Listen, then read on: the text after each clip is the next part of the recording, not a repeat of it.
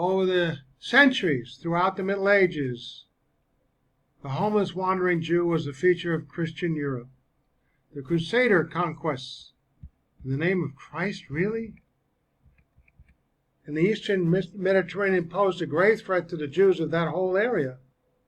Reaching Beirut, the Crusaders showed that what would be the fate of the Jews of Palestine when all 35 Jewish families living in the city were massacred.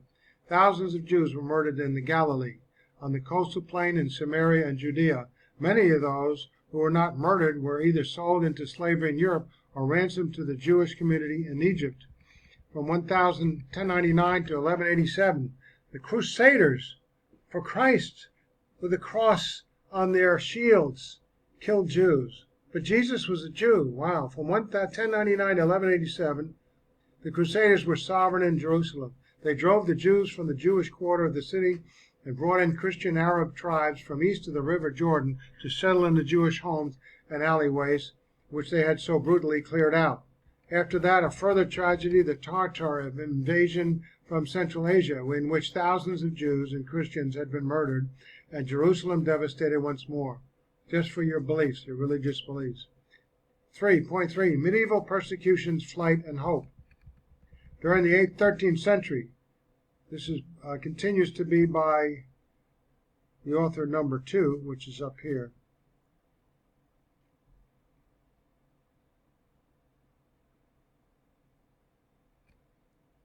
Martin Gilbert, Exile and Return, the Struggle for a Jewish Homeland. Muzzle, bring it on down.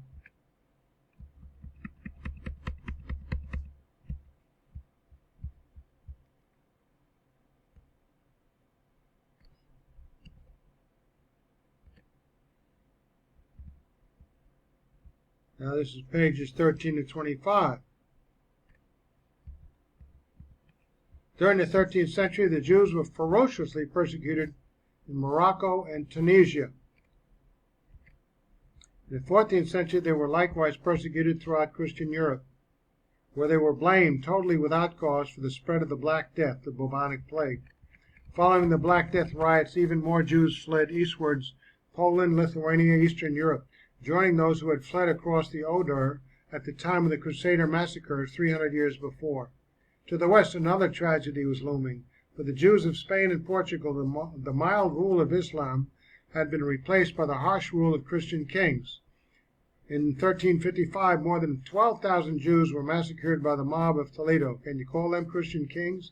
As the anti-Jewish violence spread throughout Spain, 50,000 Jews were massacred on the island of Majorca alone, and 1391 was remembered as the year of persecutions and oppression, an ominous hint of what was to come, the complete expulsion of the Jews from Portugal and Spain. More than 160,000 Jews were forced to leave Spain and Portugal altogether.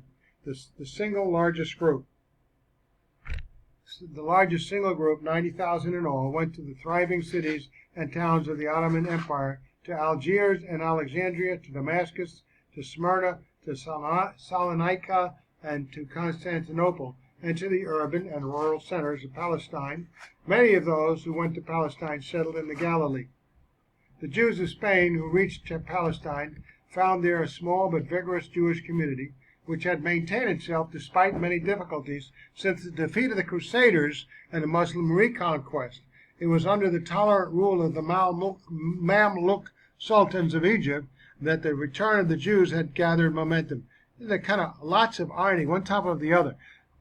The Christian kings and the Crusaders crusading for Christ, killing Jews, and then the Muslims, reconquest, kicked the Christian Crusaders out, and then Mamluk, the sultans of Egypt, were tolerant.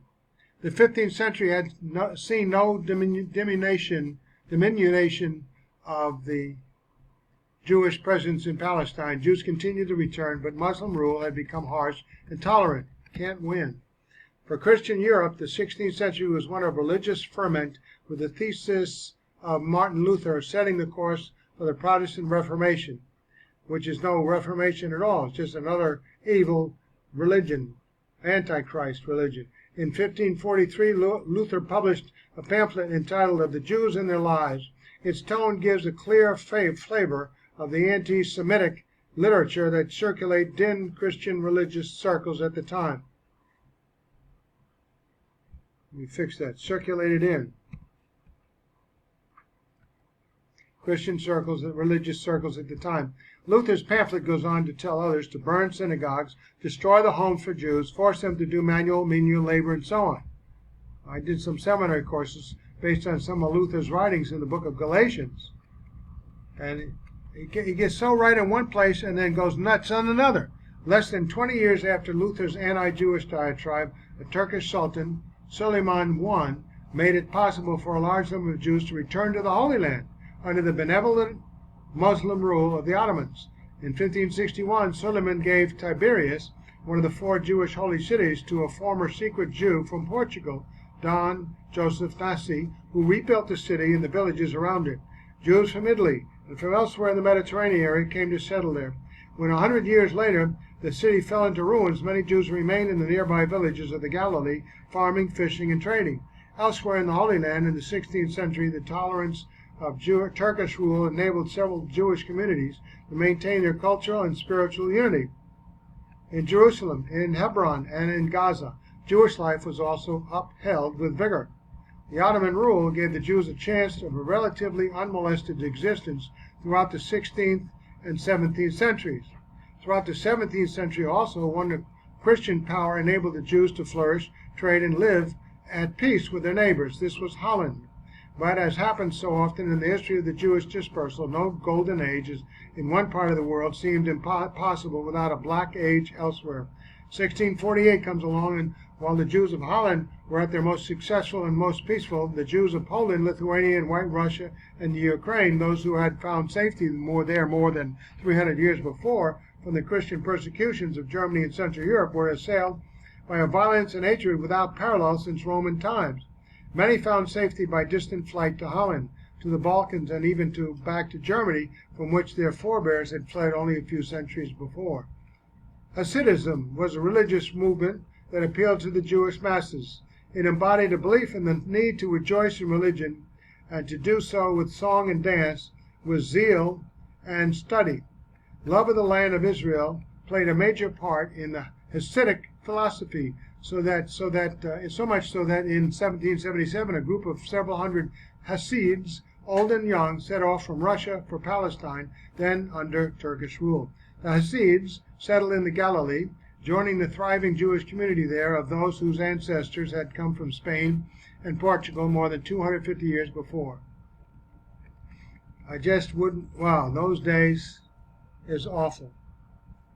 The prejudice and everything else. Point 4 in the same book.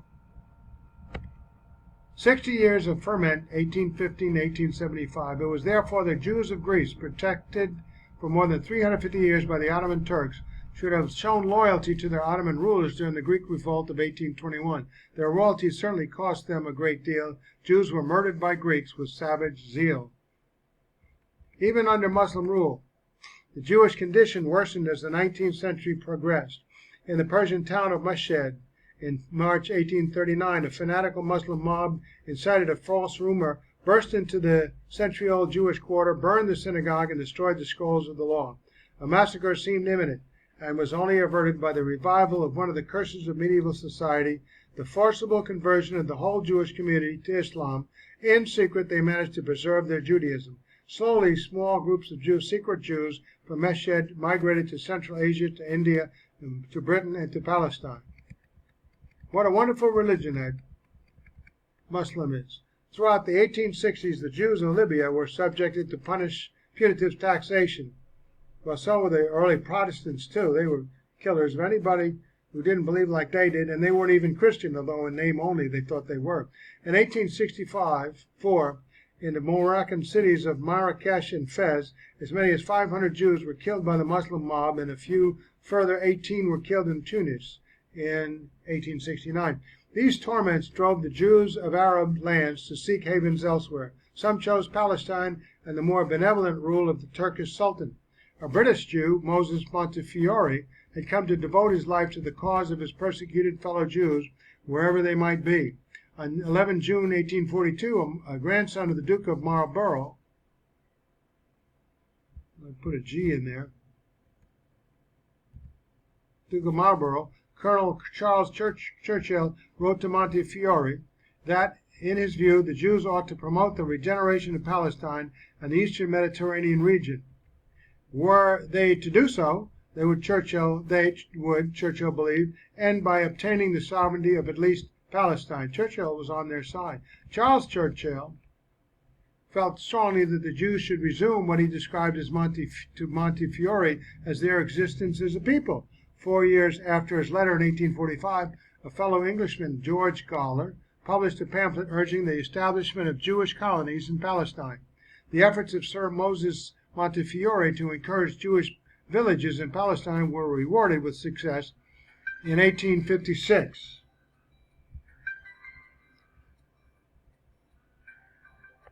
So, to review, Charles Churchill felt strongly that the Jews should resume what he described to Montefiore as their existence as a people. 4 years later, his letter in 1845, a fellow Englishman, George Gawler, published a pamphlet urging the establishment of Jewish colonies in Palestine.